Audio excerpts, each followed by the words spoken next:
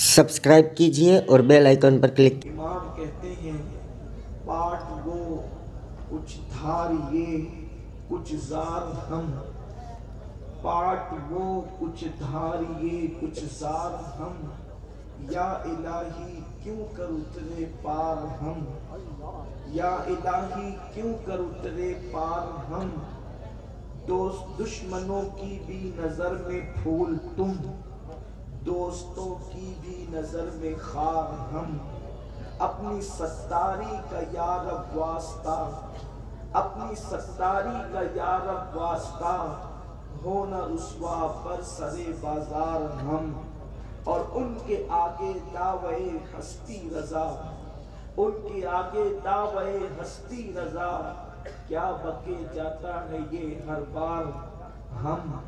मेरे प्यारे आका सल्लल्लाहु अलैहि वसल्लम के प्यारे दीवानों, अल्लाह तबारक व तआला ने इरशाद फरमाया, ऐ ईमान वालों अल्लाह से डरो जैसा कि डरने का हक है, और तुम न मरना मगर मुसलमान, यानी कि तुम्हारा खात्मा ईमान पर होना चाहिए।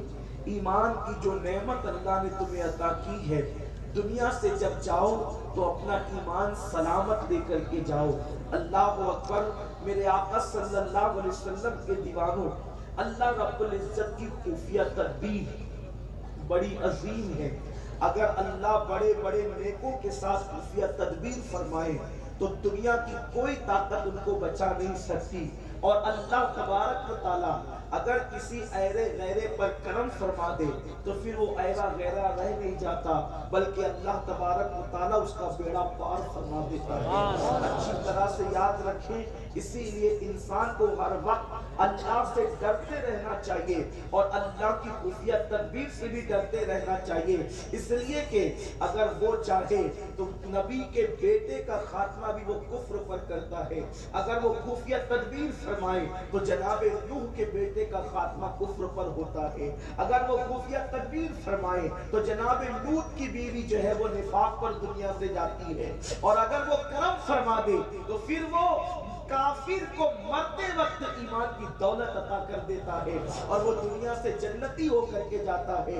मेरे प्यारे आका सल्लल्लाहु अलैहि वसल्लम के प्यारे दीवानों, खुदा की क़ैदत बड़ी अजीम है। हम अल्लाह को करीब और रहीम जान करके गुनाह करते हैं, लेकिन अल्लाह तबारक व तआला जहाँ करीब और रहीम है, जहाँ सत्तार और गफ्फार है, वहीं पर मेरा अल्लाह गैरत वाला भी है। आओ मैं आपको बताऊं, एक मर्तबा हजरत ईसा अलैहिस्सलाम एक जगह पर तशरीफ ले जा रहे हैं, पीछे पीछे आपके हवारी चलते हुए जा रहे हैं। ऐसे में एक बंदा जो बड़ा जानी था, वो जो बंदा बड़ा गुनहगार और पापी था, अल्लाह अल्लाह, उस शख्स ने हजरत ईसा की ज़ियारत की। उसने सोचा जनाब ईसा आगे जा रहे हैं, उनके पीछे उनके हवारी जा रहे हैं, क्या इस नबी के पीछे मैं भी चंद कदम चलने का शरफ हासिल कर लूं। उसने जैसे ही कदम उठाया, कदम उठा करके उसने कदम को पीछे कर लिया, ये सोच कर कि मेरे तो आमाल ही ऐसे नहीं है कि मैं नबी के पीछे चल सकूं। अल्लाह अकबर, मैं इनके पीछे क्या चलूंगा, ये सोच करके उसने कदम रोक लिया। और हजरत ईसा अलैहिस्सलाम का एक हवारी, यानी कि उनका शागिर्द, उनके साथ रातों दिन रहने वाला, जब उस शख्स ने अपने पीछे उस बंदे को, उस जानी गुनहगार पापी को आते हुए देखा तो उसने सोचा कि इससे बेहतर तो मैं हूं, इसकी औकात क्या है कि ये नबी के पीछे हमारे पीछे चले। नबी के पीछे चलने की हैसियत तो हमारी है, हमारे अमाल इतने अच्छे हैं, इसलिए हम नबी के पीछे चल सकते हैं। उसने आजिज़ी से कदम रोक लिया और इसके अमाल के तकब्बुर से नबी के पीछे चलना शुरू किया। तो अल्लाह ने ईसा पे वही फरमाई, ईसा इन दोनों को कह दे कि अब ये नए सिरे से अमल करे। आजिज़ी ने उसके गुनाहों को खत्म कर दिया और तकब्बुर ने इसकी नेकियों को खत्म कर दिया। दोनों बराबर हो गए हैं, अब ये नए सिरे से अमल करें। आप मुझे बताएं, इसलिए अपनी तहज्जुद पर भी कोई गुरूर नहीं कर सकता, अपने अमल पर भी कोई तकब्बुर नहीं कर सकता। खुदा का करम जिसको चाहे بچا لے۔ اللہ اللہ کہتے ہیں امام سفیان ثوری رحمت اللہ تعالیٰ علیہ، امام سفیان ثوری جوانی میں آپ کی کمر جھک گئی تھی اور آپ جوانی میں عصا لے کر کے چلتے تھے۔ میرے آقا صلی اللہ علیہ وسلم کے دیوانوں، یہاں پر امیر خسرو رحمت اللہ تعالیٰ علیہ کا ایک مصرع یاد آتا ہے، بہت کٹھن ہے ڈگر پنگھٹ کی، اللہ اللہ یہ راستہ آسان نہیں ہے، ایمان پر دنیا سے جانے کی بات اللہ اکبر کوئی گارنٹی نہیں ہے کہ کون دنیا سے ایمان پہ جائے گا اور کون نہیں جائے گا۔ بڑی معذرت کے ساتھ مفتی صاحب نے بات کہی کہ اسٹیج سے جنت بڑھتی ہے، اب تو لوگ اللہ اللہ چہرے دکھا کے جنت بانٹتے ہیں۔ میں لوگوں سے کہتا ہوں جن کے چہرے دکھا کے تم جنت بانٹتے ہو، کیا ان کا جنتی ہونا بھی یقین ہے؟ کیا وہ بھی جنت میں جائیں گے؟ آپ غور تو کریں۔ حضرت امام سفیان ثوری جوانی میں ان کی کمر جھک گئی تھی اور عصا لے کر کے چلتے تھے۔ بہت بڑے محدث ہیں، بہت عظیم اللہ اکبر صوفی بزرگ بھی ہے، بڑے عظیم فقیہ بھی ہیں، امام اعظم ابو حنیفہ کے معاصرین میں سے، انہی کے دور کے ہیں، تابعی بھی ہیں، ان کو تابعی ہونے کا شرف بھی حاصل ہے، یعنی یہ صحابی کی زیارت بھی انہوں نے کی ہے۔ امام سفیان ثوری رحمت اللہ تعالیٰ علیہ نے ان کی کمر جھک گئی تھی جوانی میں۔ شاگردوں نے پوچھا کہ حضرت آپ کی کمر جوانی میں جھکنے کا راز کیا ہے؟ کیوں آپ کی کمر جوانی میں جھک گئی تھی؟ تو امام سفیان ثوری کسی کو بتاتے نہیں تھے۔ ایک بہت قریبی شاگرد نے کہا حضرت ہم غیبت کے لیے نہیں پوچھتے، ہم کسی کی ٹو کے لیے نہیں پوچھتے، بلکہ پوچھنے کی وجہ یہ ہے کہ اگر کوئی کسی خاص وجہ سے کمر جھکی ہے تو ہم بھی اس سے عبرت حاصل کریں۔ تو امام سفیان ثوری فرماتے ہیں میرے ایک استاد تھے جنہوں نے 50 سال تک حدیث کا درس دیا اور وہ مسجد کے اندر رات دن معتکف رہے اور انہوں نے مسجد کے باہر کبھی قدم نہیں نکالا۔ میں اپنے جوانوں کی خصوصی توجہ چاہتا ہوں، غالب نے شاید اسی لیے کہا تھا ڈبایا مجھ کو ہونے نے، نہ میں ہوتا تو کیا ہوتا، سارا معاملہ تو ہونے ہی کا ہے، ہم دنیا میں آئے اور آ کر کے گویا کہ دنیا کے جھمیلوں میں پھنس کر کے رہ گئے۔ امام سفیان ثوری فرماتے ہیں میرے استاد 50 سال تک کے لوگوں کو حدیث کا درس دیتے رہے، مسجد کے اندر معتکف رہے، انہوں نے کبھی اللہ اکبر سورج کی کرنیں بھی نہیں دیکھی، اتنے متقی تھے، اتنے پرہیزگار تھے، لیکن جب انتقال کا وقت آیا تو میں نے زار و قطار ان کو روتے ہوئے دیکھا۔ میں نے پوچھا استاد رونے کی وجہ کیا ہے؟ آپ تو اتنے متقی پرہیزگار ہیں، رونے کی وجہ کیا ہے؟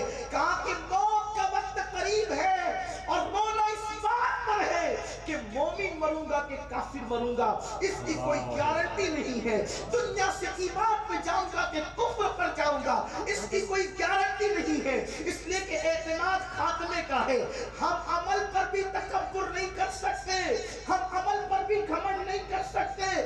بے عملوں کا حال تو یہ ہے کہ ان کی تو نیا ہی ڈوب گئی ہے، مگر جو با عمل ہے وہ بھی اپنے عمل پہ ناش کرنے کے حقدار نہیں ہے۔ اللہ اکبر، اس لیے کہ خاتمے کا اعتبار ہے، ایمان پر گئے تو نیا پار ہے، ایمان ذرہ برابر بھی لے گئے تو انشاءاللہ جنت میں داخلہ ہوگا۔ اللہ اللہ، امام سفیان ثوری کہتے ہیں میرے استاد نے کہا رونا اس پر آ رہا ہے کہ جب روح نکلے گی تو میں مومن رہوں گا یا کیا کافر رہوں گا، اس کی کوئی گارنٹی نہیں ہے۔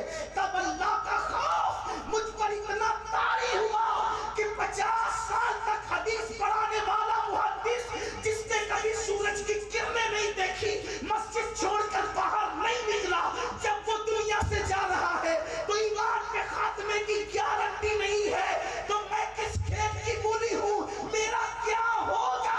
یہی سوچ کر کے اللہ کا خوف مجھ پر اتنا طاری ہو گیا کہ میری کمر کی ہڈی اللہ کے خوف سے جوانی میں ٹوٹ گئی، اور اس کے ٹوٹنے کی آواز اس محفل کے ہر بندے نے سنی ہے۔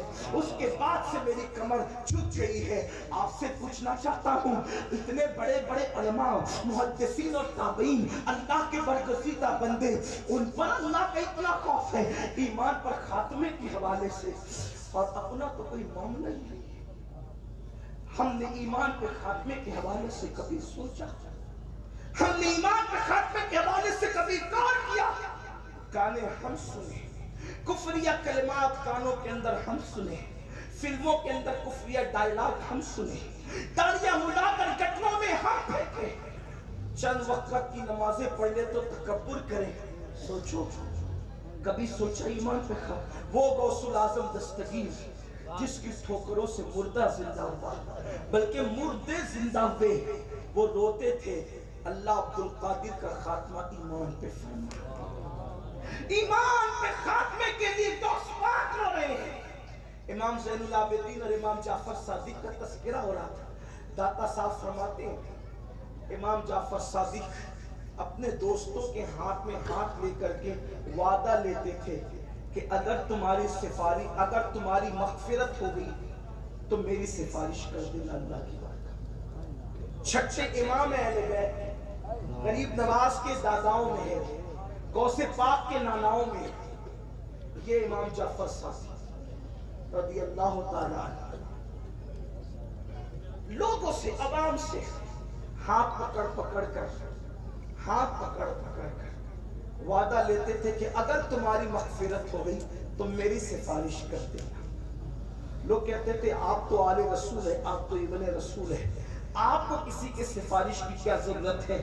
تو رو کر کہتے تھے رونا اسی پر ہے کہ ہم آل رسول ہیں، قیامت کے دن اپنے نانا کو منہ کیا دکھائیں؟ ہمارے اعمال ہی ایسے نہیں ہے کہ اپنے نانا کو منہ دکھا سکیں۔ آپ سے میں پوچھنا چاہتا ہوں، یہ ان کا حال ہے جن کے نسب نامے سنیوں کے بچے جانتے ہیں، ان کو اتنی خشیت ہے، ان کو اتنا خوف ہے، اور آج ہم بے خوف ہو چکے ہیں، آج ہم نڈر ہو چکے ہیں، ہمارے دلوں میں اللہ کا ڈر نہیں۔ اللہ ارشاد فرماتا ہے اے ایمان والو اللہ سے ایسے ڈرو جیسے ڈرنے کا حق ہے۔ ام المومنین حضرت عائشہ صدیقہ رضی اللہ تعالیٰ عنہ راتوں کو مصلی پر بیٹھ کر روتی تھی اور یوں کہتی تھی کاش اللہ نے مجھے پیدا نہ کیا ہوتا، میں پیدا نہ ہوتی، اور اگر پیدا ہو گئی تھی تو بچپن میں مر جاتی، بھولی بسری ہو جاتی، تاکہ قیامت کے دن اللہ کی بارگاہ میں جواب دینے سے بچ جاتی۔ مولا کائنات کرم اللہ تعالی وجہ الکریم، وہ علی جن کے بارے میں صحیح حدیث ہے، حدیث صحیح موجود ہے کہ علی جس کو ٹکٹ دے گا، علی جس کو چٹھی دے گا، اللہ اس کو جنت میں داخل فرمائے گا۔ حضرت امام اہل سنت نے مطلع القمرین میں لکھا ہے کہ اللہ کے رسول نے فرمایا کہ علی جنت و جہنم کا تقسیم کرنے والا ہے، جنت بھی علی کے ہاتھ سے بٹے گی اور جہنم بھی علی کے ہاتھ سے بٹے گی۔ وہ علی جو جنت و جہنم کا بانٹنے والا، مطلع القمرین میں امام اہل سنت نے لکھا ہے کہ علی حوض کوثر پہ چاند پلانے والا، علی باب مدینۃ العلم، علی فاتح خیبر، علی کل ایمان۔ رسول اللہ نے جس کے لیے فرمایا کہ علی سراپا ایمان، وہ علی کے مرتجہ جو سراپا ایمان ہے، جب رات کا آخری پہر آتا تو مولا علی اپنی داڑھی پکڑ کر اللہ کے خوف سے ایسے روتے جیسے سانپ کا ڈسا ہوا تڑپتا ہے، جیسے سانپ کا ڈسا ہوا تڑپتا ہے، اور مولا کائنات رب کی بارگاہ میں رو کے کہتے اللہ علی سے قیامت کے دن تو اس کے اعمال کا حساب لگے۔ کون ہے؟ جس کی بیوی خاتون جنت، جس کے بیٹے جنتی جوانوں کے سردار، ارے لوگ عبادت کر کے مغرور ہے، علی کا چہرہ دیکھنا بھی عبادت ہے اور علی کا ذکر کرنا بھی عبادت ہے۔ جس کا چہرہ دیکھنا عبادت ہو، وہ رات کی آخری پہر میں اللہ کے خوف سے یوں روئے جیسے سانپ کا ڈسا ہوا تڑپتا ہے۔ کبھی ہمیں بھی رونا آیا؟ دراصل بات یہ ہے کہ ہمیں ان چیزوں کی طرف توجہ ہی نہیں ہے، اور رہی بات ایمان پہ خاتمے کا معاملہ، کتنا نازک ہے، کتنا نازک ہے ایمان پہ خاتمے کا معاملہ۔ اگر آپ سننا چاہتے ہیں تو میں عرض کروں ایمان کا معاملہ کتنا نہیں، اللہ ایمان جس کا چاہے چھین لے، اس کو کون کیا کہتا ہے؟ کوئی ہے اس سے کچھ نہیں۔ من یہدہ اللہ فلا مضل لہ ومن یضللہ فلا ہادی لہ۔ اللہ جسے ہدایت دے اسے کوئی گمراہ نہیں کر سکتا، اور اللہ جسے گمراہ کرے اسے کوئی ہدایت نہیں دے سکتا۔ اس واقعے کو بیان کیا ہے سید الطائفہ حضرت جنید بغدادی۔ ہم قادریوں کے پیر ہیں حضرت جنید بغدادی، اور اتفاق سے اس سلسلے چشتیہ کے لیے مشہور ہے۔ سید الطائفہ ان کو کہتے ہیں جنید بغدادی۔ اب جنید بغدادی کیا بیان کر رہے ہیں، تھوڑا دھیان سے سنیں، میں اپنے الفاظ کے جامع میں پیش کرنے لگا ہوں۔ اس کو امام ابن الجوزی نے لکھا ہے اور بھی ہمارے بزرگوں نے لکھا ہے۔ اللہ اکبر۔ حضرت جنید بغدادی کہتے ہیں کہ میں اور میرے ماموں حضرت سیدی سختی ہم نے حج کا ارادہ کیا، اور حج کا ارادہ کر کے ہم نے سوچا کہ کسی اللہ کے برگزیدہ بندے کے ساتھ حج کے لیے نکلے۔ سری سختی اور جنید بغدادی جس کو اللہ کا برگزیدہ بندہ سمجھے اس کے تقوی کا معیار کیا ہوگا آپ بتا سکیں۔ یہاں یہ بات بھی میں واضح کر دوں کہ ایک بات تو یہ ہے عمل کے بغیر کوئی چارہ نہیں، دوسرا یہ ہے کہ عمل کر کے بھی چھٹکارا نہیں۔ عمل کے بغیر کوئی چارہ نہیں اور عمل کر کے بھی چھٹکارا نہیں جب تک کہ اللہ کا کرم شامل حال نہیں۔ اس کے کرم کی ضرورت ہے، اس کے وہ کرم کرے تو بیڑا پار ہے۔ اور اگر وہ نیکیوں ہی کے بارے میں پوچھ لے تو ہم نیکی کے بارے میں بھی جواب نہیں دے سکتے۔ ایک بزرگ رحمت اللہ تعالیٰ علیہ کپڑا بننے میں بہت مہارت، بہت شاندار کپڑا بن کر لے گئے ایک بیوپاری کے پاس اور کہا کہ کپڑے کی قیمت کتنی، تو اس نے عیب نکالے اور کہا کہ قیمت اتنی، تو وہ رونے لگے۔ تو انہوں نے سوچا کہ یہ کیوں رو رہے ہیں، اتنے بزرگ ہیں، رونے کی وجہ کیا ہے؟ کہا حضرت کیوں رو رہے ہیں؟ فرمایا رونا کپڑے کے عیب پر نہیں ہے، میں نے اپنے تئی جو کپڑا بنا تھا مجھے اس میں بڑی مہارت تھی بننے میں۔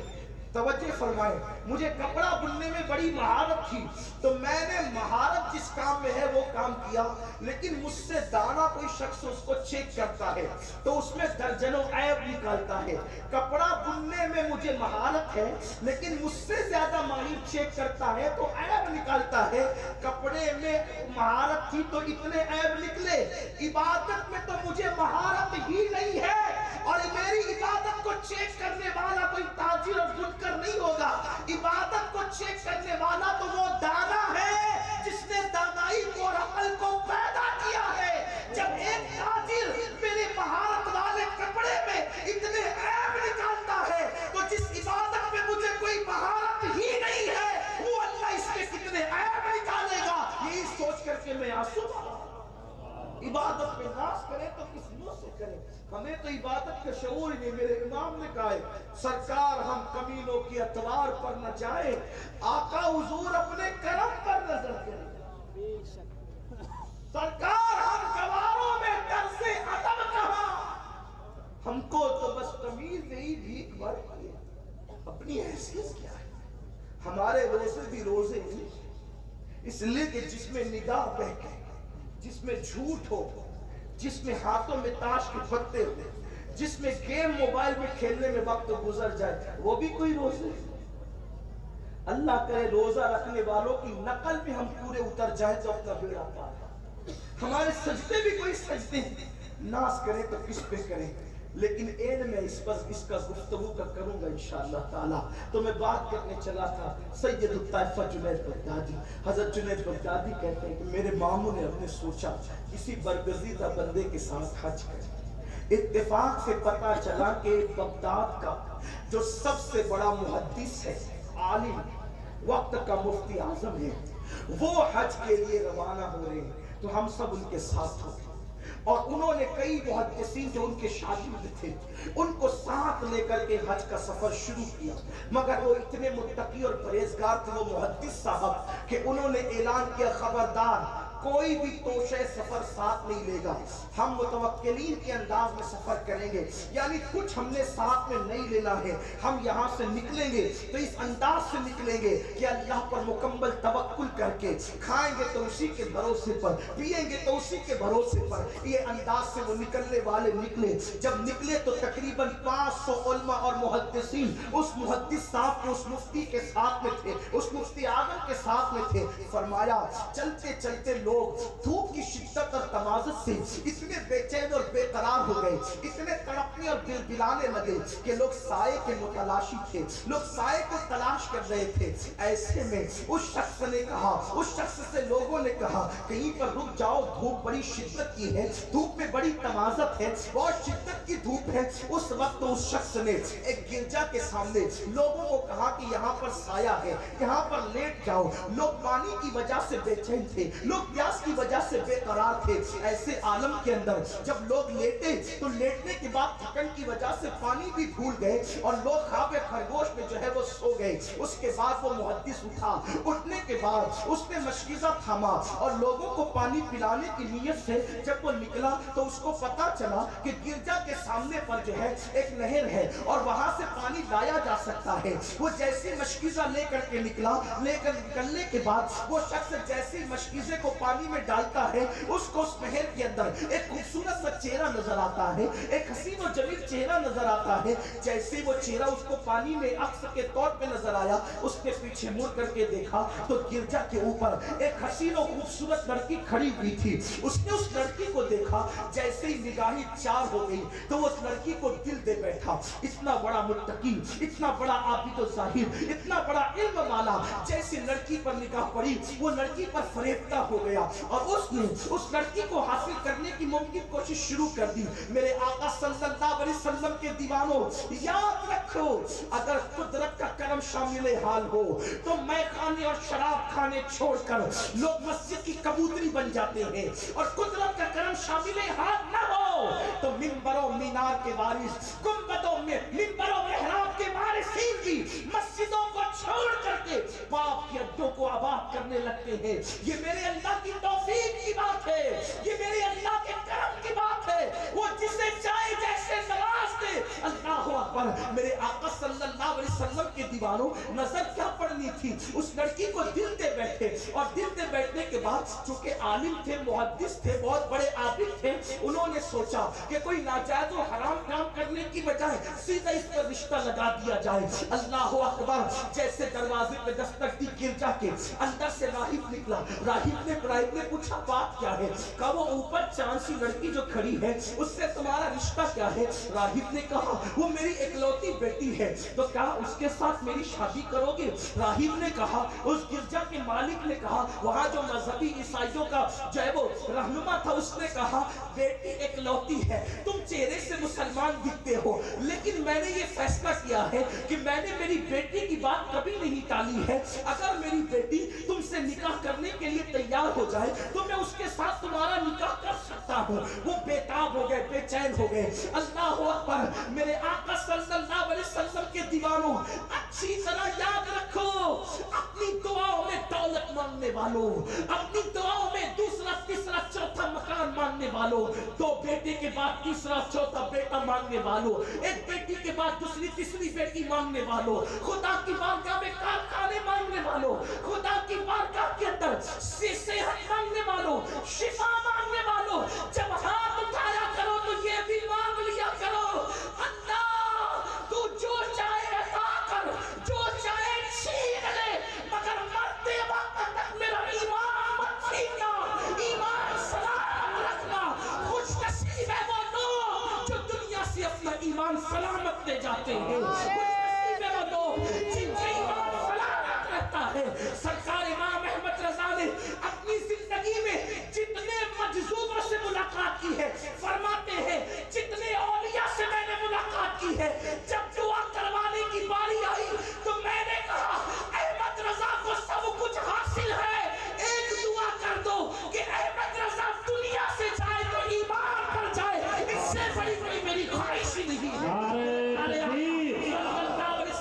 پیارے دیوانوں، اللہ اللہ، اس شخص نے کہا میری اکلوتی بیٹی ہے، وہ جس کے ساتھ چاہے کہ میں شادی کر دوں گا۔ ایسے عالم کے اندر وہ منتظر ہو گئے، بے چین اور بے قرار ہو گئے۔ اللہ اللہ۔ پھر اس کے بعد وہ راہب گرجا کے اندر گیا اور باہر سے آواز آنے لگی، یہ کان لگا کے محدث صاحب سننے لگے۔ آواز کیا رہی تھی؟ بیٹی ایک شخص ہے جو باہر تیرا ہاتھ مانگتا ہے، خوبصورت بھی ہے، وجاہت والا بھی ہے، تیرا کیا خیال ہے؟ لڑکی نے کہا وہ مجھے مسلمان دکھتا ہے، ہاں بیٹی وہ مسلمان ہے، میں اس سے شادی ضرور کروں گی، لیکن شرط ہے اگر وہ اپنا دین چھوڑ کر عیسائی ہو جائے تو میں اس کے ساتھ شادی کرنے کے لیے تیار ہوں۔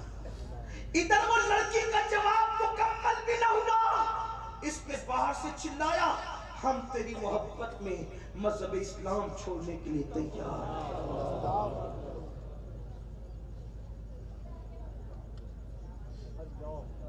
لوگ کس بات پہ نازا ہیں؟ کبھی کبھی تو واضح نصیحت کرتے ہوئے میں سوچتا ہوں، واللہ سوچتا ہوں قوم کو نصیحت کرنا آسان ہے، اپنے نفس کو میں نصیحت کروں۔ کبھی وہ وقت یاد آتا ہے اللہ کے رسول علیہ السلام نے فرمایا کہ سب سے زیادہ عذاب بے عمل مقرروں کو دیا جائے گا، ان کے ہونٹ آگ کی کینچی سے کاٹے جائیں گے، یہاں کی عزتیں لوٹ کر انسان خوش ہے، آپ سوچیں تو صحیح انجام کیا ہے؟ اگر اس کا کام شامل حال نہ ہو، انجام کیا ہے؟ ہم تو جنت کے ٹھیکیدار ہیں، ہم تو مذہب کے ٹھیکیدار ہیں، ہم نے تو اپنے آگے کسی کو خوش سمجھا جائے۔ وہ شخص کہتا ہے کہ میں اسلام چھوڑنے کے لیے تیار ہوں، لڑکی باہر آنے کے بعد کہا اگر تم نے اسلام چھوڑ دیا میں تیرے ساتھ شادی کو تیار ہو گئی، لیکن اگر تو اپنی نفسانی خواہشات کی تکمیل کے بعد بھاگ گیا تو میں تجھ پہ اعتماد کیسے کروں کہ واقعی تو مجھے چاہتا ہے، مجھ سے محبت کرتا ہے؟ اس شخص نے کہا اعتماد کے لیے کیا شرطیں ہیں تیری پیش کر؟ اس نے کہا 1 سال تک آپ کو ہمارے گھر رہنا ہوگا تاکہ ہمیں یقین ہو جائے کہ آپ ہمارے ہی ہیں۔ اس نے کہا اس کے لیے بھی تیار ہے، سفر حج ملتوی کر دی، حج کو جا رہا ہے، سفر حج ملتوی کر دی، ہم 1 سال کے لیے تمہارے پاس رہنے کے لیے تیار ہے۔ کہا لیکن سال بھر رہ کر کرنا کیا ہے؟ میرا محبوب مشغلہ ہے کہ میں میرے ابا کے پالے ہوئے سوروں کو چراتی ہوں، خنزیر چراتی ہوں، تم نے میرے ساتھ خنزیر بھی چرانا ہے۔ یہاں میں اپنی قوم کے جوانوں کو رک کر ایک پیغام دینا چاہتا ہوں، عشق مجازی کی تباہ کاریاں یہ ہیں، لڑکیوں کے حسن نے ایسا ڈسا کہ بڑے بڑوں کا ایمان چھین ہم کہاں ہیں؟ ایک روایت یہ بھی تو ہے کہ جو عورتوں پہ بدنظری کرتے ہیں مرتے وقت ان کا ایمان چھین لیا جاتا ہے، جو عورتوں پہ بدنظری کرتے مرتے وقت ان کا ایمان چھین لیا جاتا ہے۔ اس بات کا خوف ہے، مجھے بتاؤ جو عورتوں کے چہروں پہ بدنظری کرے ڈر ہے کہ وہ مرتے ہیں تو ان کا ایمان چھین لیا جاتا ہے، جو ننگی عورتوں کو انٹرنیٹ پر رات رات بھر دیکھتے ہیں ان کا خاتمہ ایمان پر کیسے ہوگا؟ ایمان پر وہ دنیا سے کیسے کریں گے؟ وہ کس طریقے سے نجات پائیں گے؟ کیا دنیا میں یہی سب ہے؟ اسی لیے ہم دنیا میں آئے تھے، دنیا میں آنے کا مقصد یہی تھا۔ بتاؤ کہ نگاہوں کی تسکین کے لیے اب ہم عورتوں کے ننگے جسم کو انٹرنیٹ پر دیکھتے ہیں، وہ فلمیں سپر ہٹ ہوتی ہے جس میں بہت زیادہ ننگا پن اور پریانیت بتایا جاتا ہے۔ آج کل کے لڑکے کہتے ہیں یار فلاں پکچر میں تو صرف پوریت ہے، اس لیے کہ ہماری نگاہوں کی تسکین کا کوئی سامان نہیں، فلم کوئی بھی ہو وہ تو ہے ہی حرام، لیکن جس میں زنا کے مناظر بتائے جاتے ہیں اللہ اکبر ان کا حال اور حشر کیا ہوگا۔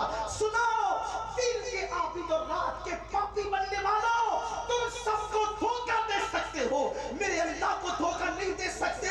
میرے اللہ کی شان یہ ہے وہ رات کی تاریکی میں کالے پتھر پر جنگل میں چلنے والی چوٹی کو بھی دیکھتا ہے، اس کی آواز کو بھی سنتا ہے، اس کی خفیہ تدبیر سے ڈرو، وہ بڑا غیرت والا ہے۔ اللہ کے رسول نے فرمایا اللہ نے سب سے زیادہ غیرت والا کائنات میں مجھے بنایا ہے اور مجھ سے زیادہ غیرت والا میرا اللہ ہے۔ اس کی غیرت سے بچو، اس کی غیرت کو چیلنج مت کرو۔ نگاہیں اٹھتی ہے تو آدمی کا ایمان اس طرح چاہتا ہے۔ ہم نے تو آوارگی کی حد کر دی۔ آج میری قوم کے جوان کئی گھنٹے عورتوں سے فون پر ناجائز و حرام گفتگو کرتے ہیں۔ یہ زبان کا زنا ہے، جو منہ کے زانی ہو ان کی دعا کیسے قبول ہوگی؟ جو منہ سے زنا کرتے ہو اس زانی منہ سے مرتے وقت کلمہ کیسے آئے گا؟ اس لیے کہ سیکسی باتیں کرنا، گندی پاپی باتیں کرنا یہ منہ کا زنا ہے۔ سوچو تو صحیح، جن کی زبان بھی زانی ہو جائے، لوگ کہتے ہیں مولانا دعا قبول نہیں ہوتی۔ کیسے قبول ہوگی؟ تو نے تو اپنے منہ کو زنا کرنے والا منہ بنا دی۔ جو منہ سے نہ کرے، جو زبان سے نہ کرے، سوچو تو صحیح وہ زبان کیسے تیری دعا کی قبولیت کا ذریعہ بن سکتی ہے؟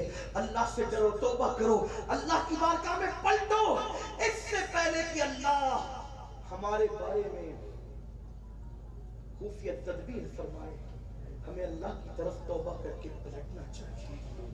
ہمارے اکابرین تو اتنی احتیاط کرتے تھے یار کہ وہ بغل کہنے سے بھی پرہیز کرتے۔ امام غزالی نے یہاں تک لکھا ہے کہ ایک بزرگ کے بغل میں پھوڑا ہو گیا، لوگ دیکھنے کے لیے آئے تو کہا کہ میرے ہاتھ کے نیچے پھوڑا ہو گیا۔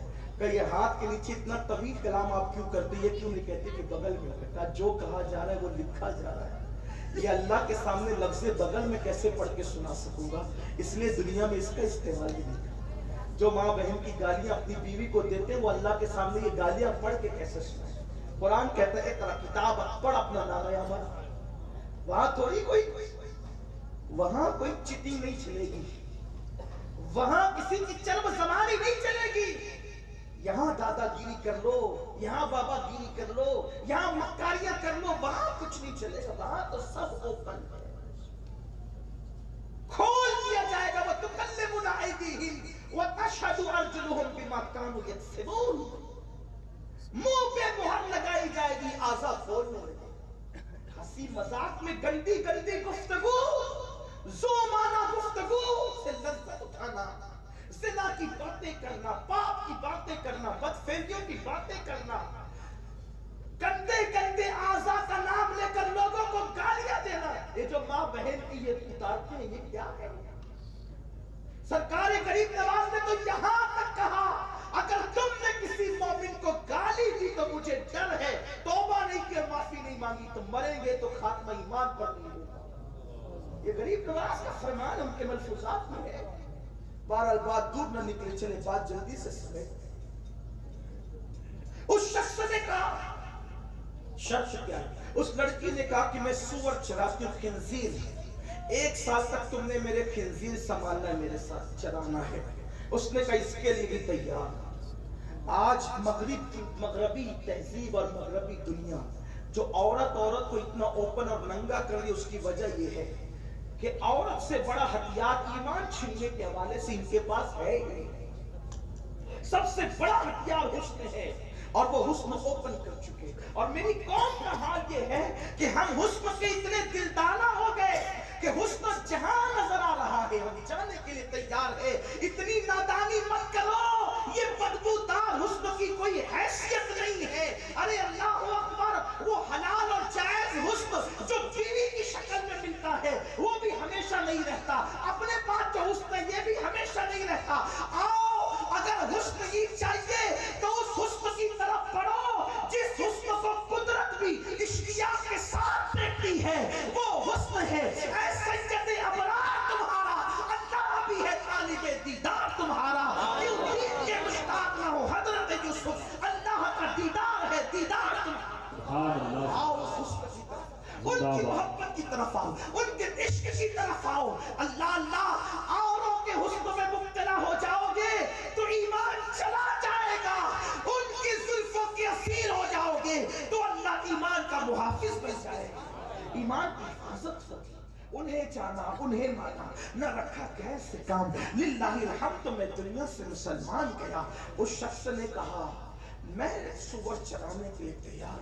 یہاں تک لکھا ابن الجوزی نے کہ جس عصا کو ٹیک لگا کر وہ محدث عیدین اور جمعہ کا خطبہ دیتا تھا، اسی عصا سے وہ سور کے بچوں کو کور کر رہا تھا، سنبھال رہا تھا۔ اللہ کی بارگاہ میں عافیت کا سوال ہے۔ ایک لڑکی سے حسن کے معاملے میں آنکھ لڑائی، اس انجام کو پوچھو ہمارا کیا حال ہے؟ नफ्स के पुजारियों का क्या, जो अपने नफ्स के आगे किसी को कुछ समझते ही नहीं, जो अपनी अना की तस्कीन के लिए किसी का कत्ल और किसी की आबरू रेज़ी को कोई अहमियत ही नहीं देते। क्या अंजाम होगा उनका, जिन्होंने खुदा की मस्जिदों को वीरान कर दिया, उनका अंजाम क्या होगा। जो लोगों के हाथों से रिश्वत लेकर के अपने पेट में जहन्नम की आग उतारते, उनके अंजाम क्या होंगे। सूअर को कवर करने लगा बच्चों को, इधर शागिर्द और दीगर जो लोग साथ में आज के लिए गए थे वो उठे, अरे सालारे काफिला कहाँ गया, सालारे काफिला कहाँ, हंगामा मच गया, कहाँ है सालार। देर तक नहीं मिला तो कोई शख्स जाकर के गिरजा के राही से पूछता है, क्या तूने हमारे अमीर और हमारे सालारे काफिला को देखा है। उसने कहा कहाँ है, कहा वो तो ईसाई हो गया। क्योंकि वो जो साथ में लोग थे 500 लोग कोई मामूली नहीं थे, वो बड़े बड़े उलमा मुहद्दिसीन, जिनमें हजरत जुनैद और सिद्दीक़ शक्ति लोग जैसे होंगे, आप समझ सकते हैं कैसा वो काफिला। वो तो रोना धोना मच गया। किसी ने कहा चलो देखते हैं उसका हाल क्या है। जब देखा तो चरागाह के अंदर वो सूअर चरा रहा, उस लड़की के साथ सूअर चरा रहा था। आगे की बात बड़ी दर्दनाक है, बहुत गौर से सुनना मेरी बात। इस वाक़े का बहुत दर्दनाक है। अल्लाह अकबर, अल्लाह हम सब के हाल की इस्लाह। ईमान पे खात्मे की बात मुफ्ती साहब ने करके मुझे तड़पाया। परबते दिल पर इन्होंने ऐसा नगमा छेड़ा कि मेरा दिल नहीं चाहा कि मैं इसे छूट। ये हम सब की जरूरत है। अगर नमाज पे तकरीर करूं तो मुमकिन है ये बेनमाजियों की जरूरत है, नमाजी इससे बेनियाज है। रोजे पे तकरीर करूं तो बेरोजादार इससे इसकी हाजत रखते हैं, लेकिन रोजे रखने वाले बेनियाज हैं। लेकिन ईमान पे खात्मे का उन्वान तो ऐसा है जिससे वली भी बेनियाज नहीं हो सकता, साहिब करामत भी बेनियाज नहीं हो सकता। मैंने सोचा कि फिर उसी पे ताकि अल्लाह हमारे हाल पे रहे, अल्लाह हमारे हाल पे रहे। जब हमने देखा तो कहा कि वो सूअर को उस असा से जिससे टेक लगा के खुतबे देता था कवर कर रहा है। हम रो पड़े, हम उसके पास गए, उसको दलील दी इस्लाम की हक़ानियत पर। इस्लाम की हक़ानियत पे उसको दलील दी तो उसने कहा क्या तुम मुझसे ज्यादा इस्लाम की हक़ानियत पे दलील जानते हो, क्या तुम मुझसे ज्यादा इस्लाम की हक़ानियत पे दलील जानते हो। उन्होंने कहा नहीं। तो कहा कि जाओ, अल्लाह ने मुझे आजमाइश में गिरफ्तार किया, मुझे इम्तिहान में गिरफ्तार किया। जाओ। कहने लगे कि हम रोते हुए हज के लिए रवाना हुए। सारी खुशी तो लुट चुकी थी, क्योंकि सालारे काफिला ईमान खो दिया। सालारे काफिला मर जाता तो इतनी तकलीफ न होती जितना उसके मुर्तद होने पे तकलीफ थी। हज की सारी खुशियां लुट गई थी। हर बात रो रही थी कि वो क्या क्या। ये बात बगदाद के वाली, बगदाद के बादशाह तक पहुंची। उसने ऐलान कर दिया, खबरदार मदद से बंद कर दो, हदीस की मसनदों को उठा के रख दो। इतना बड़ा मुहद्दिस जब बिगड़ कर मुर्तद हो गया, तब हदीस मुबारका की इन महफिलों की अहमियत क्या रह गई, बंद करवा दिया गया सब, इसलिए कि बुराई दुआ भी हो जाती है। फिर क्या हुआ, हम हज को गए, बड़ी दुआएं की, वापस आने के बाद फिर गिरजा के पास क़याम किया। जब क़याम किया उस गिरजा के पास, हमने फिर सोचा एक कोशिश और कर ली जाए। फिर उसके पास गए, बहुत समझाया, नहीं समझा, नहीं माना। हम रोते हुए फिर निकल गए। जब बहुत दूर तक हम पहुंचे तो हमने देखा कि कोई पीछे से चिल्लाते जा रहा है, रुको रुको रुको, ठहरो ठहरो, रुको ठहरो। हमने उसकी आवाज पर तवज्जो दी। वो कोई और नहीं था, वही मुहद्दिस आज़म वक्त था, वही मुफ्ती आज़म बगदाद था। हमने रुका, कहा क्या बात है। उसने रोते हुए कहा, मैं गवाही देता हूँ कि मोहम्मद आखिरी नबी है, उनका दीन सच्चा है और मैं इस्लाम फिर कबूल कर चुका हूँ।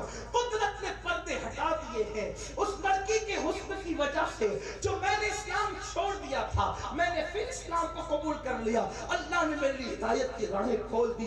हम सब खुश थे, गई हुई खुशियां फिर लौट कर आई थी, मुसर्रतें फिर मिल गई थी। फिर उसी शान और शौकत के साथ काफिला वापस पलटा। चूंकि कोई बंदा गुनाह के बाद तौबा कर ले तो अल्लाह माफ कर देता है, उसने भी तौबा कर ली थी। हदीस की मसनदें फिर लगा दी गई, मदारिस फिर खोल दिए गए। वही धूमधाम, वही कर्रो फर, वही शान और शौकत। लोग पूछते थे حضرت ایک بات بتائیں، اتنی بڑی آزمائش میں آپ گرفتار کیسے ہوئے کہ آپ عیسائی ہو گئے، مرتد ہو گئے، لیکن ایمان پھر مل گیا؟ آپ بتائیں ایسا کیوں ہوا؟ نہیں بتایا کسی کو، زندگی پر نہیں بتایا کسی کو۔ ایک دن مسند درس بچھی ہوئی تھی، ایک عورت برقعے میں آئی، آنے کے بعد کہا مجھے فلاں محدث سے ملنا ہے۔ ہم نے کہا وہ بیٹھے ہوئے، وہاں بیٹھی، نقاب الٹنے سے پہلے کہا مجھے پہچانتے ہو؟ کہا میں نہیں پہچانتا۔ نقاب الٹا، اب پہچانتے ہو؟ پہچان گیا۔ ارے یہ تو وہی لڑکی ہے جس کی وجہ سے عیسائیت قبول کر لی گئی تھی، تم یہاں؟ کہاں؟ ایک رات میں سو رہی تھی تو میرے خواب میں مولائے کائنات تشریف لائے۔ آپ کے آنے کے بعد مولائے کائنات میرے خواب میں تشریف لائے، فرمایا اسلام حق ہے، قبول کر لے، اور جا چکے تو اس کے مقدر میں لکھی گئی ہے، جا کر اس کے ساتھ نکاح کر لے۔ تو اسلام قبول کر کے آئی ہوں اور آپ کے ساتھ نکاح کرنا چاہتی ہوں، اور میں آپ کے نکاح میں رہنا چاہتی ہوں۔ نکاح کر لیا گیا، زندگی گزرنے لگی۔ لوگ پوچھتے رہے حضرت آپ کے مقدر کی تھی، آپ کو تو میں دیکھو مرتد نہ بھی ہوتے تو بھی مقدر کی تھی، تو بھی تھی، چھوڑ کر آئے تو بھی مل گئی۔ اسی لیے کسی کافر کے حسن پر کبھی ایمان کا سودا نہیں کرنا۔ ابن الجوزی نے کہا کہ حضرت سلیمان علیہ السلام نے اپنے بیٹوں کو وصیت کی، میرے بیٹوں اگر ناگ کے پیچھے جانا پڑے تو چلے جانا، خوبصورت عورت کے پیچھے کبھی مت جانا۔ ناگ ڈسے گا تو جان جانے کا خطرہ ہے، عورت کا حسن ڈسے گا تو ایمان جانے کا خطرہ ہے۔ مل گئی وہ عورت، وہ لڑکی مل گئی، حسین و خوبصورت۔ لوگ پوچھتے رہے بتائیں نا کیوں آپ مرتد ہوئے تھے، وجہ کیا تھی؟ انہوں نے لوگوں کی عبرت کے لیے بتایا، اصل بات بتانے کے لیے میں یہاں تک آپ کو لایا۔ غور سے سننا، ایمان کیسے گیا تھا، کیوں گیا؟ اتنے بڑے محدث کا، مفتی کا، عابد و زاہد کا ایمان کیوں چھینا گیا تھا؟ اس محدث نے بتایا کہ ایک عیسائی میرے پاس اسلام قبول کرنے آیا، اور آ کر وہ سیدھا مجھے لپٹ گیا، لپٹ کر کے کہا مجھے کلمہ پڑھا کے مسلمان بنا دے۔ میں نے اس کو عیسائی سمجھ کر کے دھکا دیا، ہٹ تیری اوقات کیا ہے جو تم اس سے لپٹے؟ تجھ سے بہتر تو میں ہوں، تجھ سے بہتر تو میں ہوں، چل بھاگ یہاں سے۔ اس کو جھڑکا، اسی کی وجہ سے اللہ نے مجھے آزمائش میں گرفتار کیا اور میرا ایمان چھین لیا گیا۔ ایک اسلام قبول کرنے والا عیسائی جو اسلام قبول کرنے کے لیے آیا تھا، میں نے تکبر کی وجہ سے اپنے آپ کو اس سے بہتر سمجھا، اس لیے ایمان چھین لیا گیا، اور مجھے پتا چلا کہ میں نے جھنک کر کے بجایا، اس نے کلمہ پڑھا اور اللہ نے اس کو مقام ولایت پر فائز کیا۔ سوچو مسلمانوں، ایک اتنا بڑا محدث، اتنا بڑا مفتی، اتنا بڑا عابد و زاہد ایک کلمہ پڑھنے آنے والے عیسائی کو حقیر سمجھتا ہے تو اس کا ایمان چھین لیا جاتا ہے۔ اگر ہم اپنی قوم کے لوگوں کی غیبتیں کریں، انہیں ذلیل کریں، انہیں رسوا کریں، ان کی آبرو کے ساتھ کھیلیں، اپنے بوڑھے ماں باپ کو ستائیں، اپنا ایمان کیسے بچے؟ اپنے ایمان پہ خاتمے کا کیا ہوگا؟ اس لیے ایمان پر جانا بے پناہ ضروری ہے دنیا سے، مگر اس کے لیے ضروری ہے اللہ سے ڈرتے رہو۔ سرکار غوث پاک فرماتے ہیں کہ جو ایمان پر خاتمے کے لیے نہیں ڈرتا، ایمان پہ خاتمے کے حوالے سے فکر مند نہیں رہتا، مجھے ڈر ہے کہ جب وہ مرے گا تو کہیں کافر ہو کر کے نہ مرے۔ اس لیے میرے آقا علیہ السلام کے دیوانوں، ان چیزوں سے بچو جو چیزیں ایمان پر خاتمے کے حوالے سے رکاوٹ بنتی ہے۔ امام اہل سنت نے یہاں تک لکھا کہ جو اذان کی آواز سن کر اذان کا جواب نہ دے اور دنیا کی باتوں میں مصروف ہو جائے، ڈر ہے کہ وہ مرے گا تو کہیں کفر پر نہ مرے۔ اس لیے میرے بھائیوں، بچوں گانے بازوں سے، بچوں فلموں سے، بچوں غیبت سے، بچوں لوگوں کو حقیر سمجھنے سے، بچوں لوگوں کی ضد کو ذلیل سمجھنے سے، لوگوں کی بے عزتی کرنے سے بچو، اپنے آپ کو سب سے زیادہ حقیر سمجھو، اور رات کے آخری پہر میں ہو سکے تو رو لیا کرو کہ اللہ ایمان پر خاتمہ فرما، اللہ ہمارا خاتمہ ایمان پہ فرما۔ فرما، وہ کرم فرمائے تو ایمان پر خاتمہ ہو سکتا ہے۔ اس کے لیے اگر کبھی گناہ ہو جائے رب کی بارگاہ میں سچی توبہ کر لیا کرو، رب کی بارگاہ میں آنسو بہا لیا کرو، رب کی بارگاہ میں گڑ گڑا لیا کرو۔ میرے پیارے آقا علیہ السلام کے دیوانوں، آؤ آؤ اپنی گفتگو کو سمیٹتے ہوئے اب اختتامی طور پر جاتے ہوئے آپ سے یہ کہوں، یہ بات یاد رکھنا، اللہ سے ڈرتے بھی رہنا لیکن صرف ڈر کر خدا سے مایوس مت، یہ بات خاص، ڈر کر مایوس مت ہونا۔ وہ جہاں نوح کے بیٹے کا ایمان چھینتا ہے وہی اس کی شان کریمی یہ بھی ہے کہ اصحاب کہف کی چوکھٹ پر وفا کے ساتھ بیٹھنے والے کتے کو بھی وہ جنت عطا کر دیتا ہے۔ اس کی شان کریمی یہ ہے۔ ڈرو بھی، مایوس مت ہونا، اس سے امید بھی لگاؤ، اس لیے کہ تو نوازنے پہ آئے تو نواز دے زمانے، تو کریم ہی جو ٹھہرا تو کرم کے کیا ٹھکانے۔ اس کی شان کریمی بھی بڑی عظیم ہے۔ وہ ابو جہل کے گھر میں اکرمہ کو بھی ایمان کی دولت عطا کرتا ہے، اور وہ حضرت امیر معاویہ کے گھر میں، صحابی کے گھر میں یزید جیسے پلید کو پیدا کر کے بتاتا ہے کہ یہ ہماری شان ہے کہ وہ زندے سے مردہ، مردے سے زندہ پیدا کرتا ہے، وہ جنتی سے جہنمی اور جہنمی سے جنتی پیدا کرتا ہے۔ یہ اللہ کی شان ہے، اس لیے اللہ سے امید بھی کرو، اس سے مایوس مت ہو جانا، اس لیے کہ اس کا یہ بھی فرمان ہے، سبقت رحمتی علی غضبی، میری رحمت میرے غضب پہ سبقت لے گئی ہے۔ اس کا یہ بھی فرمان ہے کہ میرا کوئی بندہ میری طرف ایک بالش چاہتا ہے، میرے کوئی بندہ میری طرف سے ایک بالش چاہتا ہے تو میری رحمت اس کی طرف ایک ہاتھ بڑھتی ہے، کوئی میری طرف چل کے آتا ہے تو میری رحمت اس کی طرف دوڑ کر کے جاتی ہے۔ ہاں ہاں، وہ میرا اللہ ہی ہے جس کی شان کریمی یہ ہے کہ جب رات کا آخری پہر آتا ہے تو وہ رحمت والے،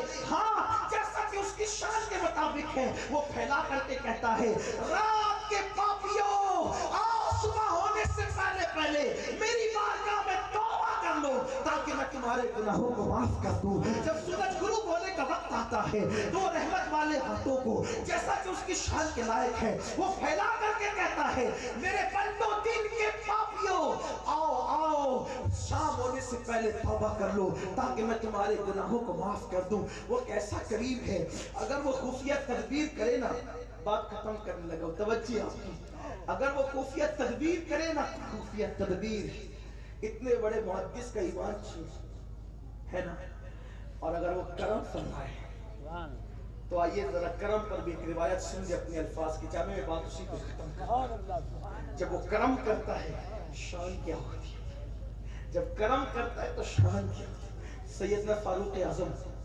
بارگاہ رسالت میں حاضری کے لیے جا رہے تھے، دیکھا کہ سرکار کی چوکھٹ پہ ایک بندہ بیٹھ کر رو رہا ہے، سر پہ خاک ڈالتا ہے۔ فاروق اعظم نے در رسول پہ کسی کو روتے دیکھا، پوچھا کیوں روتا ہے؟ اس نے کہا عمر حضور کی بارگاہ میں حاضری کی اجازت چاہتا ہوں، بڑا پاپی، یاد رکھنا یہ بھی بات ہے، گناہ کرو شرمندہ ہو جاؤ، احساس سے گناہ بھی ساتھ ساتھ، گناہ کے ساتھ احساس سے گناہ ہو تو ہدایت ملنے کے راستے بن جاتے، لیکن گناہ کے ساتھ آدمی اکڑے تو پھر اس کے لیے ہدایت کے راستے نہیں بنتے۔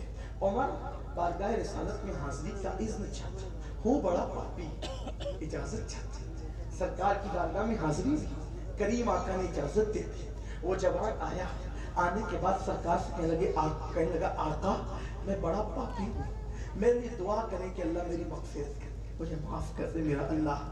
سرکار نے کہا اے جوان تو نے کیا کیا؟ اس جوان نے کہا کریم آقا بندہ پرور آقا، میری ہمت نہیں ہے کہ آپ کے سامنے اپنے گناہ کا ذکر کروں، یا رسول اللہ میں آپ نے گناہ کا ذکر آپ کے سامنے کس منہ سے کروں گا؟ کریم آقا نے فرمایا بول بات کیا ہے؟ اس شخص نے کہا آقا بات اتنی ہے کہ کم و بیش 1000 لوگوں کا کفن میں نے چرایا ہے، میں وہ پاپی بندہ ہوں جس نے کم و بیش 1000 لوگوں کو ننگا کیا ہے، لیکن آقا ایک بار ایسا ہوا کہ گورکھن نے قبر کھودنے والے نے آ کے مجھے کہا کہ آج بہت مالدار لڑکی کا انتقال ہوا ہے، سنا ہے کفن بڑا قیمتی ہوگا۔ اللہ اکبر! اس دور میں کپڑے کی اہمیت بڑی تھی، اس دور میں لوگ ہاتھوں سے کپڑے بنتے تھے تو لوگ کفن بھی چرا لیتے تھے کیونکہ کپڑوں کی قلت تھی۔ آج شاید یہ گناہ دنیا میں موجود نہیں ہوگا۔ اللہ اللہ! اور جب قیمتی کپڑا ہو تو اس کی قیمت بھی بڑی آتی تھی، اور مالدار گھرانے کی لڑکی تھی، قیمتی کفن تھا۔ گورکھن نے آ کر اطلاع دی، میں جنازے میں ساتھ ہو گیا۔ اس کے بعد میں نے قبر پہ نشان لگائی، رات کا انتظار کرنے لگا۔ جب رات تاریک ہو گئی، رات کی سیاہ زلفیں جب دنیا پر تان دی گئی، اس وقت میں چپکے سے دبے پیر قبرستان کی طرف چلا۔ اپنے الفاظ کے جامع میں عرض کر رہا ہوں، حدیث پاک کا مفہوم، میں دبے پیر قبرستان کی طرف چلا، اور جب قبرستان میں پہنچا تو میں نے دیکھا ایک عجیب سا سناٹا ہے، قبروں پر خاموشی چھائی ہوئی ہے، چاند کی دور یا روشنی قبروں کی مٹی کو چمکاتی ہے۔ ایسے میں نے تازہ ترین قبر جس پر میں نے نشان لگا رکھا تھا، میں اس قبر کے قریب گیا، میں نے قبر کو کھودنا شروع کیا۔ جب میں نے قبر کو کھودا، قبر کو کھودنے کے بعد ایک اندر لڑکی سوئی ہوئی تھی، وہ اندر دفن تھی۔ میں نے اس لڑکی کو باہر نکالا، باہر نکال کر میں نے اس لڑکی کا کفن نکالا۔ اللہ اکبر! اب میری زبان حیا اس کا کیا تبصرہ کرے گی؟ جب ایک لڑکی کے بدن سے کفن نکال دیا جائے تو اس کے جسم کا حال کیا ہوگا؟ وہ لڑکی مالدار گھرانے کی تھی، خوشحال گھرانے کی تھی، بڑی خوبصورت بھی تھی۔ چاند کی دور یا روشنی اس لڑکی کے جسم پہ پڑنے لگی تو اس نے کہا، یا رسول اللہ، مجھ پر شیطان نے غلبہ کیا۔ میں نے اس لڑکی کے ننگے بدن کو جب چاند کی دور یا روشنی میں دیکھا تو اس وقت دنیا کی کوئی طاقت ایسی نہ تھی جو میرے اور اس کے درمیان حائل ہو سکے۔ تو میں نے اس لڑکی کے جسم پر قبضہ کیا اور میں نے اس لڑکی کے ساتھ زنا کیا۔ اللہ اکبر! قبرستان کے اندر قبروں کے درمیان مردہ لڑکی کے ساتھ زنا کرنا، آپ سوچ سکتے ہیں، اس کا تصور کر سکتے ہیں؟ آج کے دور میں میں سمجھتا ہوں کہ شاید اس گناہ کا کرنے والا دنیا میں آپ کو ڈھونڈنے سے بھی نہیں ملے گا۔ اللہ اللہ! میرے آقا صلی اللہ علیہ وسلم کے دیوانوں، اس شخص نے کہا، یا رسول اللہ، جب میں لڑکی کے ساتھ زنا کر کے فارغ ہوا تو میری آنکھوں نے کیا دیکھا؟ وہ لڑکی اٹھ کر کے کھڑی ہو گئی اور اس نے غصے سے کہا، خدا تجھے غارت کرے، خدا تجھے تباہ کرے، خدا تجھے برباد کرے، تو نے مجھے ناپاک کر دیا اور ذلیل تو نے مجھے ناپاک کر دیا۔ کیا منہ لے کر میں ان قبر والوں کے درمیان رہوں گی؟ تو نے مجھے گندا کر دیا ہے۔ یہ کہہ کر وہ لڑکی غائب ہو گئی۔ اب آقا مجھے چین نہیں، مجھے قرار نہیں، مجھے کہیں سکون نہیں۔ بستر پہ لیٹتا ہوں تو اس کے جملے یاد آتے ہیں، کھانے کو بیٹھتا ہوں اس کے جملے یاد آتے ہیں، بے چین ہوں، بے قرار ہوں۔ یاد رکھنا، گناہ اور پاپ کرنے والوں کو کبھی سکون کی دولت نہیں ملتی۔ تسکین کے لیے زنا کرنے والے، تسکین کے لیے حسن کو تکنے والے، تسکین کے لیے جوا کھیلنے والے، رات اور رات کروڑ پتی بننے کے چکر میں لاٹری اور جوؤں کے اڈوں کو آباد کرنے والوں، سن لو، سب ملے گا مگر سکون نہیں ملے گا۔ اس لیے کہ سکون نوٹوں سے خرید کر نہیں ملتا، بلکہ سکون تو میرے اللہ کے کرم سے ملا کرتا ہے۔ اسی لیے کسی نے کہا ہے، سو جاتے ہیں فٹ پاتھ پر اخبار بچھا کر، سو جاتے ہیں فٹ پاتھ پر اخبار بچھا کر، مزدور کبھی نیند کی گولی نہیں کھاتے۔ اللہ اللہ! وہ مزدور جو لوگوں سے رشوت نہیں لیتے، لوگوں کا حرام مال نہیں لیتے، لوگوں پہ ظلم نہیں کرتے، وہ تو اخبار بچھا کر بھی فٹ پاتھ پر سکون کی نیند سوتے ہیں۔ لیکن حکومتوں کا گھوٹالا کرنے والے نرم نرم گدوں پر نیند کی گولیاں کھا کر بھی ان کو سکون کی نیند نہیں آتی۔ پتا چلا انسان نرم گدے دولت کی بنیاد پہ خرید سکتا ہے، دولت کی بنیاد پر سکون کی نیند نہیں خرید سکتا۔ جن کو سکون ہے وہ بادشاہوں سے بھی بڑھ کر نعمت پانے والے ہیں۔ اس لیے کہ اگر سکون کی اہمیت چاہو تو بادشاہ سے جا کے پوچھو جس کو سکون کی نیند نہیں آتی، ان مالداروں سے جا کے پوچھو جو 4 گولیاں نیند کی کھاتے ہیں پھر بھی بستر پہ کروٹیں بدلتے ہیں۔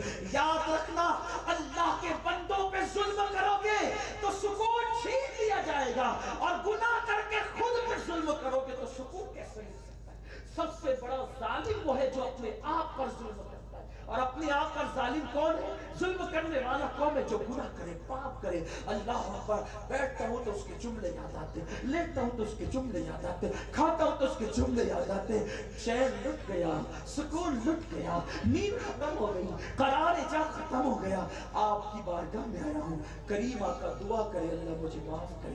کہتے ہیں جو جتنا بڑا عالم ہوگا، توجہ، جو جتنا بڑا عالم ہوگا اس کے دل میں اتنا زیادہ اللہ کا خوف ہوگا۔ بڑے عالم کی پہچان یہ نہیں ہے کہ وہ بڑی بڑی کتابوں کے نام، بڑے عالم کی پہچان یہ ہے کہ اس کے دل میں لوگوں سے زیادہ اللہ کی خشیت اور خوف۔ انما یخشی اللہ من عبادہ العلماء، اللہ کے بندوں میں سب سے زیادہ ڈرنے والے اللہ کے وہ بندے ہیں جو اہل علم ہیں، جسے علم ملا اللہ کی خشیت نہ ملی، وہ علم والا تو ہوا مگر عالم نہ ہوا۔ علم والا ہونا اور ہو گیا، عالم ہونا اور۔ قرآن نے کہا کتابوں کو لاد دے، علماء یہود کے گدھے پر کتابیں لاد دے، ہے نا، اس کا بوجھ ہی تو بڑے۔ تو پتا چلا اللہ کی خشیت بڑا عالم بنا، اور بڑے عالم کی پہچان یہ ہے اس کے دل میں اللہ کی خشیت جتنی زیادہ ہوگی اتنا بڑا عالم۔ کائنات میں حضور سے زیادہ علم کسی کے پاس نہیں ہے، حضور سے زیادہ علم کسی کے پاس نہیں ہے، اسی لیے اللہ کی مخلوق میں حضور سے زیادہ کوئی اللہ سے ڈرنے والا، حضور سب سے زیادہ اللہ سے ڈرتے، حضور سے زیادہ کوئی اللہ سے ڈر نہیں سکتا۔ اسی لیے تو ام المومنین اما عائشہ صدیقہ سلام اللہ علیہا فرماتی ہیں جب حضور نماز کے لیے کھڑے ہوتے تھے تو حضور کے سینے سے ایسی آواز آتی تھی کھت کھت کی، جیسے چولہے پہ رکھی ہوئی ہانڈی سے آواز آتی۔ ہم نے پوچھا تھا آپ کے سینے سے یہ آواز کیسے آتی؟ حضور فرماتے ہیں یہ آواز اللہ کی خشیت کی ہے۔ تمہیں نہیں پتا میں کس کی بارگاہ میں کھڑا ہوں؟ محبوب ہے، صاحب مقام محمود ہے، جس کے سر پہ شفاعت کا تاج سجا ہے، اس کی خشیت کا یہ عالم، اس کے خوف خدا کا یہ عالم ہے۔ اللہ کے رسول سے زیادہ کائنات میں کوئی اللہ سے ڈرنے والا نہیں ہے۔ سرزار پر خدا کی خشیت غالب آ گئی۔ جب اس نے کہا کہ میں نے مردہ لڑکی سے زنا کیا، اتنے کفن چرائے، حضور کے اوپر خدا کی خشیت غالب آ گئی۔ سرکار پر اللہ کی خشیت کا غلبہ ہوا تو حضور نے خشیت الہی کے سبب کہا اے اللہ کے بندے تو یہاں سے تھوڑا دور ہٹ، مجھے ڈر لگتا ہے کہ کہیں تیری وجہ سے اللہ کا عذاب نازل نہ ہو جائے میری امت پر۔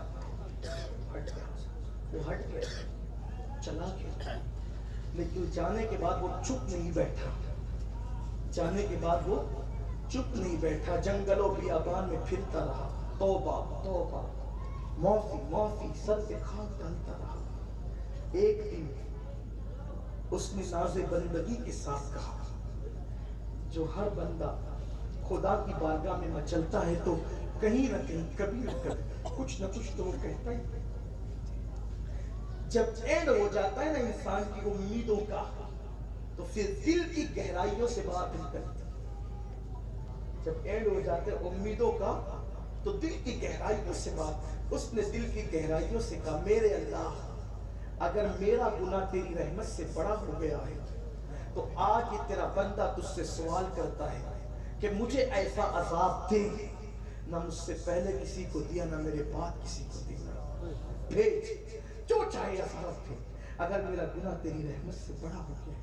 لیکن پھر کہتا ہے مگر تو جانتا ہے کہ میرا گناہ تیری رحمت سے ہرگز بڑا نہیں ہو سکتا، میرا گناہ تیری رحمت سے ہرگز بڑا نہیں ہو سکتا، اور تو رحمت والا ہے میرے اللہ، تو پھر مجھے معاف کر دی، اور اگر تو نے مجھے معاف کر دیا ہے تو تیرے محبوب کو بتا دے کہ تو نے مجھے معاف کر دیا ہے تاکہ باریابی کا شرف حاصل ہو جائے۔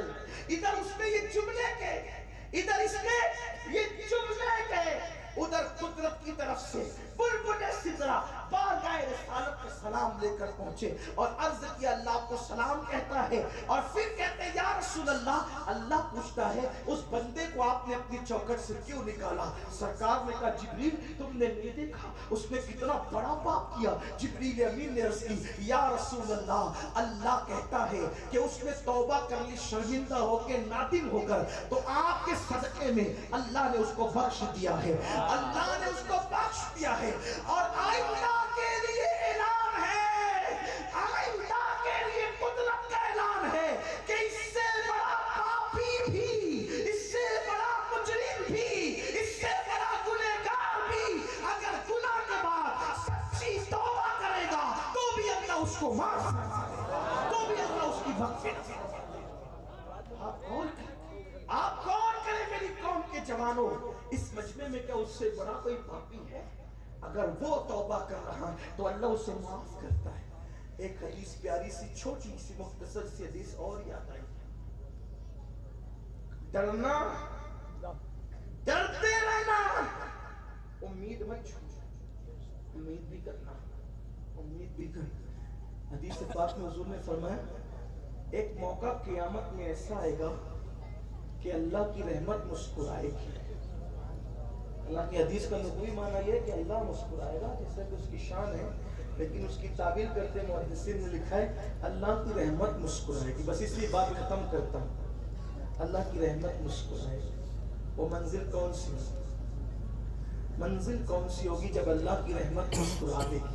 तवज्जो, जब गज़ब करता है तो हज़रत मूसा और हज़रत ईसा घुटने टेक के कहते, काबे आबाद की वो हदीस कि अल्लाह हम अपने लिए सिर्फ अमान चाहते हैं, किसी के लिए कुछ नहीं मांगते। हज़रत ईसा कहते, मैं तो अपनी माँ के लिए भी आज कुछ नहीं मांगता, अगर वो गैरत करे तो ये इसलिए डरते रहना, लेकिन उम्मीद नहीं चाहते।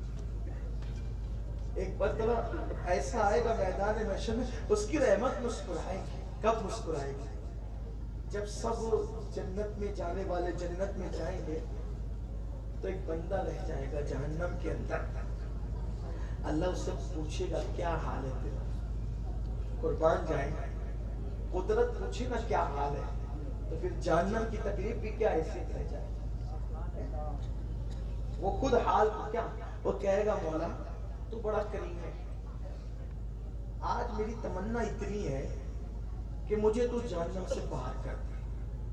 अगर तू मुझे बाहर कर देगा तो मैं तुझसे कुछ नहीं मांगूंगा इसके बाद। ये मेरी एंड है, इख्तिताम है, जिसे बात का मफहूम है, ये मेरा इख्तिताम है, एंड है। बस मैं तमन्ना है कि तू मुझे निकाल दे जहन्नम से, बड़ी तकलीफ है इसके अंदर। अल्लाह कहेगा निकाल दो इसको, उसको निकाल दिया जाएगा। उसके बाद वो बंदा फिर कहेगा धीरे से, अल्लाह जहन्नम से निकाल दिया, मैंने सुना है कि जन्नत की खुशबू और ठंडी हवाएं बड़ी प्यारी है, तो अगर मुझे थोड़ा वहां पर पहुंचाया जाए जहाँ बड़ी ठंडी सी हवा खुशबू जन्नत की आती है, तो उसके बाद मैं तुझसे कुछ नहीं मांगूं, कोई सवाल तुझसे नहीं करूंगा। अल्लाह फरिश्तों से कहेगा ले जाओ इसको और वहां पहुंचा दो जहाँ से ठंडी हवाएं और खुशबू आती है। ये वहां पहुंचेगा तो कहेगा वाह क्या खुशबू है, क्या हवाएं हैं। अल्लाह से कहो ना फरिश्तों, मेरे अल्लाह से, कि एक बार मुझे उस अंदर जाने दे। अगर वो मुझे अंदर जाने देगा तो मैं वापस आ जाऊंगा, फिर कुछ नहीं मांगूंगा अल्लाह से। अल्लाह की रहमत उससे कहेगी तू तो बढ़ते ही जा रहा है? कहता है बाहर निकाल, फिर वहां पहुंचा और अब तू अंदर जाने की बात करता है। वो कहेगा मौला इसके बाद फिर कुछ नहीं मांगना है तुझसे, बस इतना कर दे, एक बार जरा मैं जन्नत तो देख लूं अंदर जाके, मैं वापस आ जाऊंगा, कुछ नहीं मांगूंगा। फिर अल्लाह ले जाओ इसको जन्नत में। उसको जन्नत में जैसी ले जाया जाएगा, वहां के बागात, हूरें, गिलमा, मंजर, अब मैं उसका मफहूम करने लगा, ये सब चीजें वो देखेगा। जन्नत तो जन्नत है ना, लोग कश्मीर को देख के कहते हैं क्या है, जमीन की जन्नत है। लोग महाबलेश्वर जाके कहते हैं क्या है, क्या मंजर है, कितना खूबसूरत मंजर है। अरे नादान, ये कुछ नहीं है, कुछ इससे बहुत हुस्न वाली मेरे अल्लाह की जन्नत है। इसीलिए तो कहते पागलपन मत करो, चंद दिन की दुनिया में पाप करके हमेशा की जन्नत को हाथ से मत खो।